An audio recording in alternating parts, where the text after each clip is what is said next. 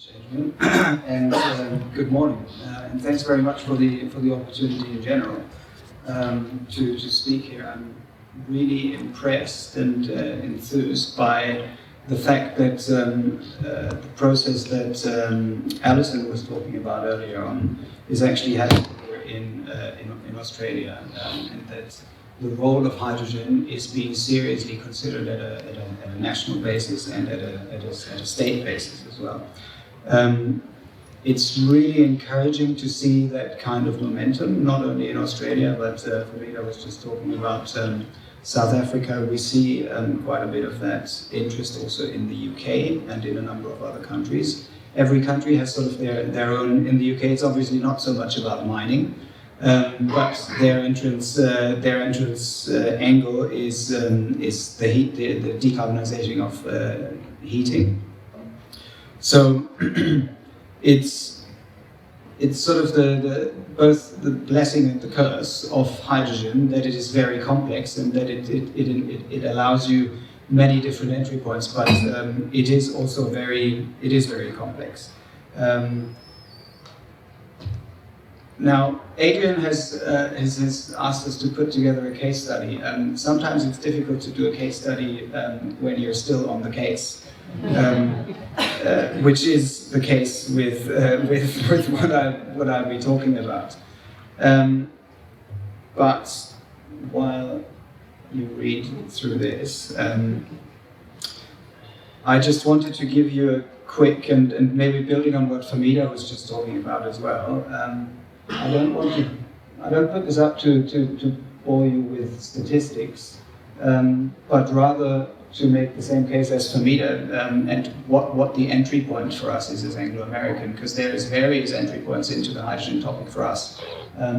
Given that we are a very large PGM producer, and the fact that PGMs are actually one of the few metals that you can actively develop demand for.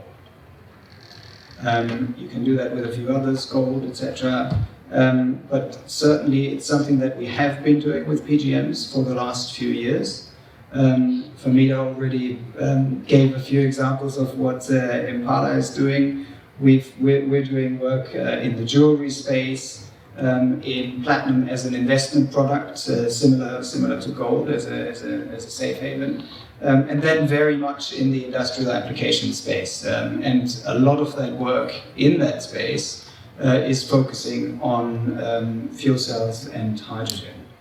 And we've done that in the past through a number of ways, including having set up a venture capital fund a number of years ago by now, which is basically the purpose of which is to find and promote and invest in startup companies that are active across the hydrogen fuel cell value chain, which are basically trying to plug gaps and get hydrogen to the point of use faster, more safely, and at a lower cost, ideally. We've also done quite a bit of work on the R&D side with partnerships in various countries to look at the use of PGMs in various technologies, and also have been fairly active in the stakeholder engagement and policy advocacy for these, because as Farida was saying, the policy environment really sits at the center and at the heart of something like this being able to take off and being developed or not. So that's from a market side for us. If we look at our operational footprint, we can see that this is mostly in the southern hemisphere. Not a big surprise there, but it's obviously where the sun tends to shine quite a bit. And that's maybe also something that we should just keep in mind. The other entry point for us is that, and again, this is something that has been mentioned before, but that we've launched our sustainable mining plan last year, which is as we say here, a critical component of our approach to innovation, but also to actually fulfill our purpose, which is to reimagine mining to improve people's lives. And we've got a number of pillars within the Sustainable Mining Plan. I'm not going to run through all of this, don't worry.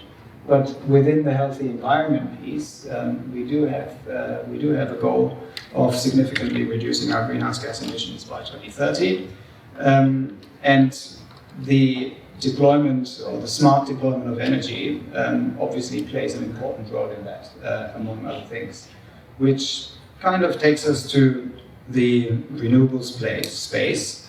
And I think we've all discussed a little bit that if you look at renewables independently, they all have their challenges. The wind doesn't always blow, sun sets, or there are clouds.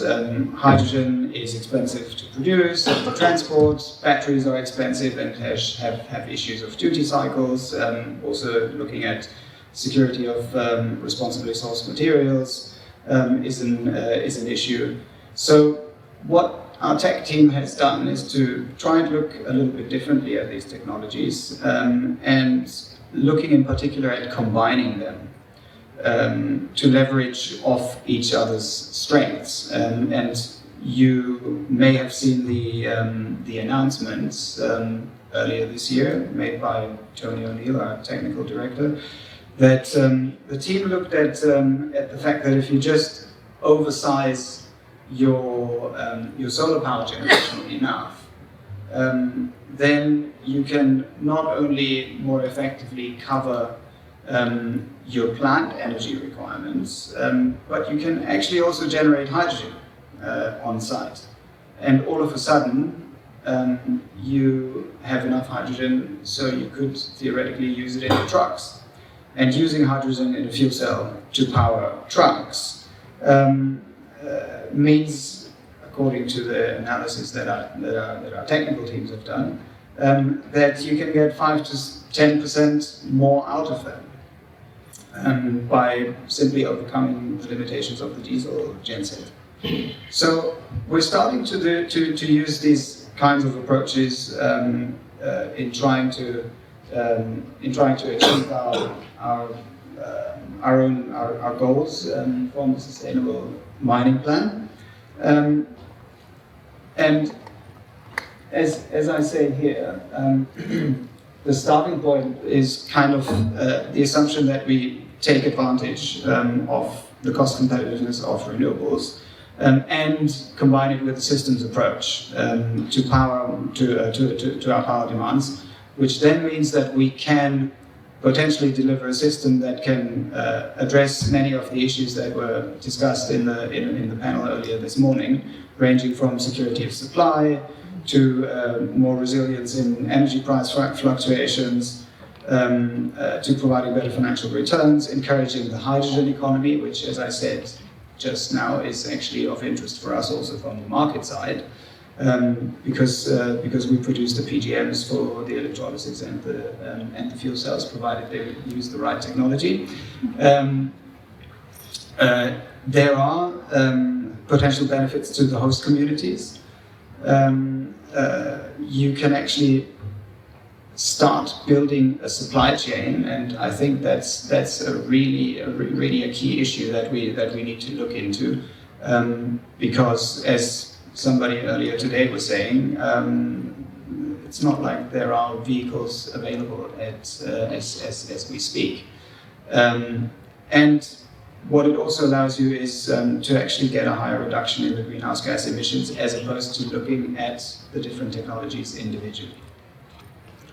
So what the guys have done is basically just look at the plant load profile, which is just an example here.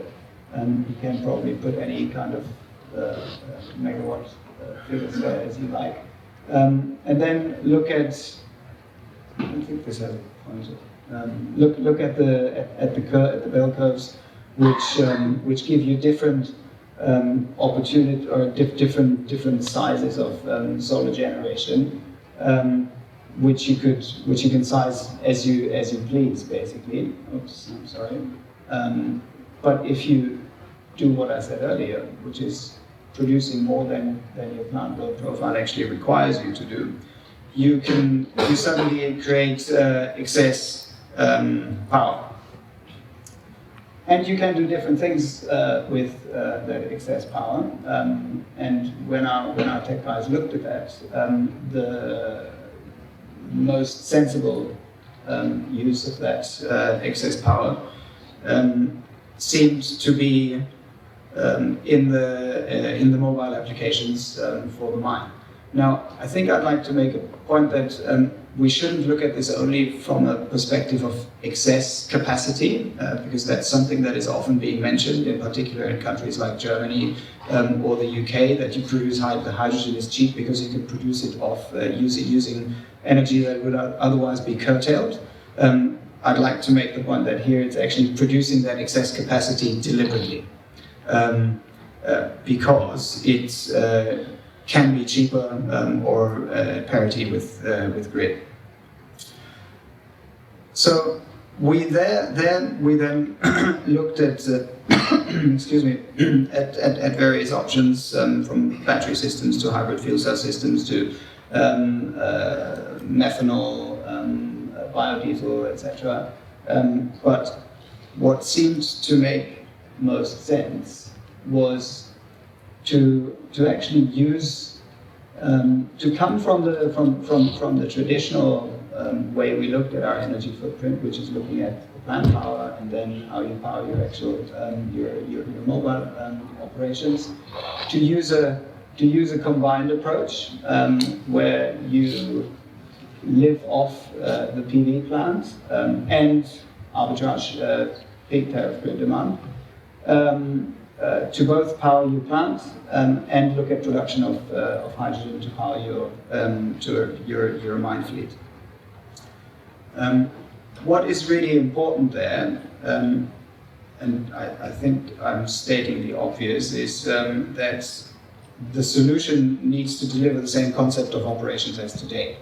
So there can be no change or impact on the operations because of doing this.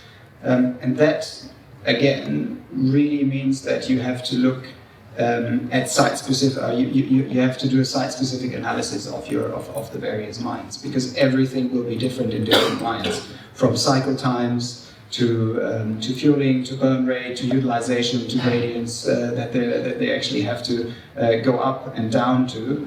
And the option that was chosen in our case then, to explore further, was a hybrid fuel cell and battery, where the fuel cell and the battery would give the power boost when you have full payload and you have to go up a hill. When you're rather in flat territory, the fuel cell would be used to both propel the vehicle but also charge the battery, and when you're going down, obviously you try to recharge the battery, which would hopefully give you sufficient power to run a shift on one fueling cycle.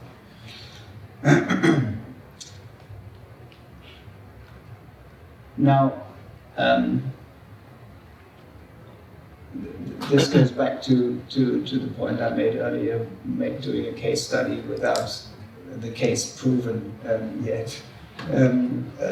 So I would have loved to put some numbers in here. We obviously have done that analysis, but at this stage we need to use the proof of concept to actually get in there. But I think the important statement lies in the fact that the combined approach that I was talking about earlier leads to a better result for us on two critical metrics, and that is both on the greenhouse gas reduction potential and on the NPV, which would be higher according to the analysis that has been done on our side, rather than approaching the two individual approaches for plant and trucks. separately. We quickly touched upon the community and social impact side of this, and Famida already mentioned noise reduction, potential for air quality improvement, potential for job creation in various areas and reskilling. Another really crucial and important one, and we've run a demonstration project on rural electrification with a stationary fuel cell in 2014-15, actually together with Ballard, who are here in the room as well, to power a local community with 35 households, which has been done successfully. Since then, the community has been reconnected to the grid. But actually providing access to energy in areas where that was previously not the case is something that should not be underestimated. We're now looking at proof of concept, and that will be really about testing the entire supply chain, starting with verification of system safety strategy, system and safety training. You have to look at the fuel cell performance and reliability in the relevant operating environment. Can it actually live with the dust and the temperatures, etc., etc.? Is our system actually really able to capture and utilize the regeneration energy during on-site operations as it is as per the concept? We need to look at system power conversion efficiency in the relevant mine environment. Obviously, we'd also hope for some potential performance improvements. And the plan for us is really to have a truck running in 2020, so next year. Apart from these challenges and many of the challenges that were mentioned earlier on, the cost of storage of hydrogen, both on the ground and on the vehicle, remain a challenge.